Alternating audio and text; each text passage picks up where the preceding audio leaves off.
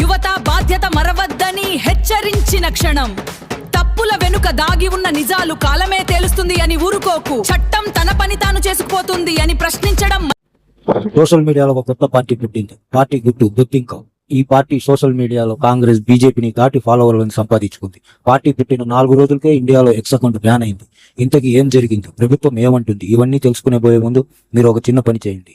Hi, hello, నమస్కార్, ఆదాబ్, వణక్కం. నేను సోషల్ మీడియా బెగ్గర్ ఛానల్ నుంచి మే 15, 2026 సుప్రీంకోర్టులో సిజిఐ రమాకాంత్ గారు ఒక కేసు విచారణలో ఇలా అన్నారు.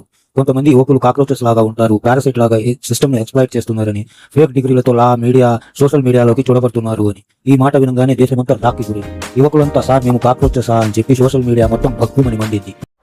ये जो रील्स पर रील्स बन रही है ना, सारी क्रिएटिविटी दिख रही है, उसमें भाजपा और एनडीए की नीतियों का बहुत बड़ा योगदान है. మరుసటి రోజు మే 16వ తేదీన సిజిఐ గారు క్లారిఫికేషన్ ఇస్తూ నా మాటలను తప్పుగా అర్థం చేసుకున్నారని, నేను దేశ యువతనంతా అనలేదని, కొంతమంది ఫేక్ డిగ్రీలతో సిస్టంలోకి చొరబడే వారిని ఉద్దేశించి అన్నానని చెప్పి వివరణ ఇచ్చారు. దేశ యువత దేశాభివృద్ధికి పిల్లర్స్ లాంటి వాళ్ళు అని చెప్పి అన్నారు. కానీ అప్పటికే సోషల్ మీడియాలో జరగాల్సిన నష్టమంతా జరిగిపోయింది. మే 16వ తేదీన అభిజిత్ దీపక్ 30 ఏళ్ల యువకుడు, బోస్టన్ యూనివర్సిటీ స్టూడెంట్, గతంలో ఆప్తో కలిసి పనిచేసిన పొలిటికల్ స్ట్రాటజిస్ట్, ఎక్స్ లో ఒక పోస్ట్ చేశాడు. అన్ని బుద్ధింకులకు ఒక ప్లాట్ఫామ్ అని చెప్పి. ఇలా సోషల్ మీడియాలో పార్టీ పేరుతో హ్యాండిల్ స్టార్ట్ చేయగానే ఇన్స్టాగ్రామ్ లో అయితే వరదల్లా ఫాలోవర్స్ పెరిగారు. దేశంలోని యావత్ యువత, ఫ్రస్ట్రేషన్ లో ఉన్న యువత మొత్తం ఫాలోవర్స్ గా మారడం మొదలైంది.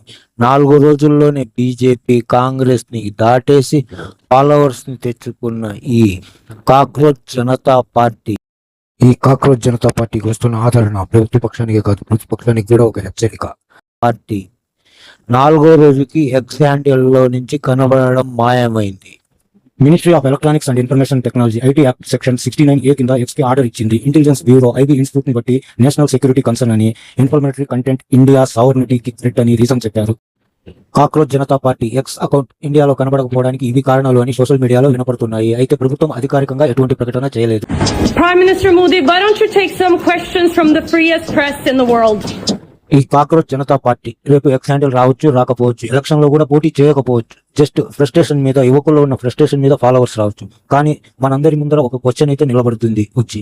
ఈ ఎలక్ట్రానిక్ మీడియా మొత్తం ప్రభుత్వం చెప్పు చేతుల్లోకి వెళ్ళిపోయినప్పటి నుంచి జర్నలిజం భావాలను వ్యక్తపరిచే నిజమైన జర్నలిస్టులు తమకున్న సోషల్ ప్లాట్ఫామ్స్ ని ఉపయోగించుకొని సోషల్ మీడియాలో ఇండిపెండెంట్ జర్నలిజం చేసే సోషల్ మీడియా హ్యాండిల్స్ ని ప్రభుత్వం కొత్తగా ఐటీ రూల్స్ తెచ్చి ఉక్కుపాదం మోపడం, కొన్ని హ్యాండిల్స్ ని తొలగించడం, కొన్ని హ్యాండిల్స్ మీద రిస్ట్రిక్షన్ పెట్టడం, కొన్ని రోజులు బ్యాన్ చేయడం, ఇటువంటి పనుల మీద మాత్రం యువత ఆగ్రహం మాత్రం ఈ కాక్రోచ్ జనతా పార్టీ రూపేణా తెలియజేయడం జరిగింది. దీనిపైన మీ అభిప్రాయం ఏందో కామెంట్ రూపంలో చెప్పండి.